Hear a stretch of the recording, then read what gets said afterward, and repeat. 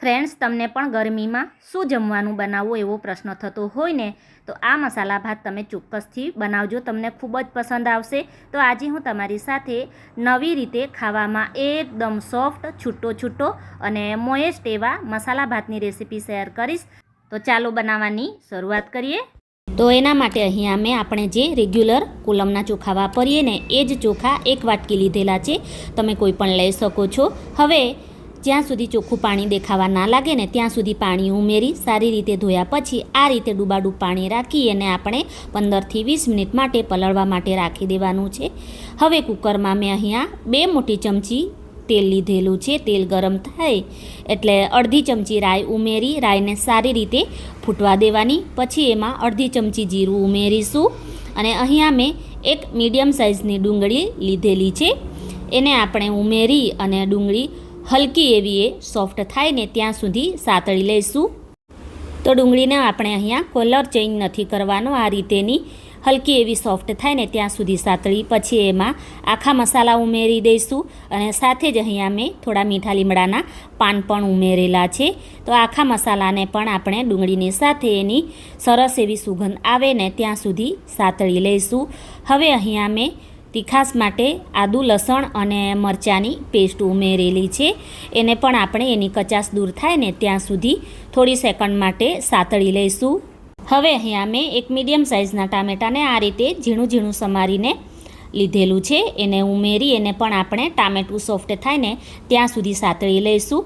તો આ રીતેનું ટામેટું સોફ્ટ થઈ જાય એટલે એમાં આપણે બટેકા ઉમેરીશું. તો અહીંયા મેં 2 મીડિયમ સાઇઝના બટેકાને આ રીતે છાલની સાથે જ મોટા મોટા ટુકડામાં કટ કરીને લીધેલું છે અને સાથે જ 2 ચમચી જેટલા સિંગદાણા ઉમેરીશું. એનો મસાલા ભાતમાં બહુ સરસ એવો ટેસ્ટ આવે છે. મિક્સ કરી ઢાંકણ ઢાંકી 4 મિનિટ માટે એને આપણે થવા દઈશું. હવે અહીંયા મેં 1/3 કપ દહીં લીધેલું છે. દહીં બહુ ખાટું ના હોય ને એ રીતેનું લેવાનું. એમાં અડધી ચમચી હળદર, 1 ચમચી ધાણા જીરું પાવડર, અડધી ચમચી કિચન કિંગ મસાલો લીધેલો છે. તમે ગરમ મસાલો પણ લઈ શકો છો અને મેં લાલ મરચું નથી ઉમેર્યું, તમારે ઉમેરવું હોય તો ઉમેરી શકો છો. અને આ રીતેની સ્મૂથ પેસ્ટ બનાવી લઈશું. તો બટેકાને અહીંયા મેં 4 મિનિટ માટે પકવી લીધેલા છે. વચ્ચે મેં એકવાર હલાવી દીધું હતું. હવે અહીંયા આપણે જે દહીંવાળી પેસ્ટ બનાવીને તૈયાર કરેલી એને ઉમેરી દઈશું.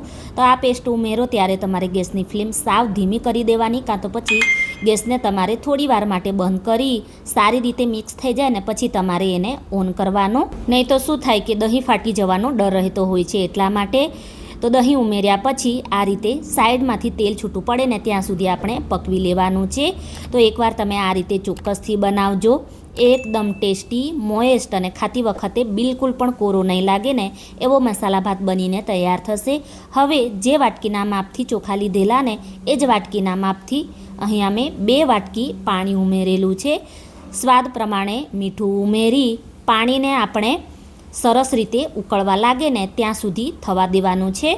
આ રીતે પાણી ઉકળવા લાગે એટલે આપણે બધું જ પાણી નિતારી અને રાઈસને આપણે ઉમેરી દઈશું અને સારી રીતે મિક્સ કર્યા પછી એકવાર અહીંયા તમારે પાણી ટેસ્ટ કરી લેવાનું. મીઠું ઓછું લાગે તો તમારે ઉમેરી દેવાનું. અને સાથે જ અહીંયા આપણે થોડી એવી ઝીણી સમારેલી લીલી કોથમીર ઉમેરીશું. એનાથી પણ મસાલા ભાતનો ટેસ્ટ બહુ સરસ એવો આવશે.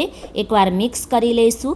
અને હા ફ્રેન્ડ્સ, અહીં હું તમને એક રિક્વેસ્ટ કરીશ, રેસીપી હેલ્પફુલ લાગે તો પ્લીઝ વિડીયોને લાઇક અને શેર કરી ચેનલને સબસ્ક્રાઈબ કરવાનું બિલકુલ પણ ભૂલતા નહીં. હવે ઢાંકણ લગાવી મીડિયમ ફ્લેમ ઉપર એની આપણે 2 સીટી વાગે ને ત્યાં સુધી થવા દઈશું.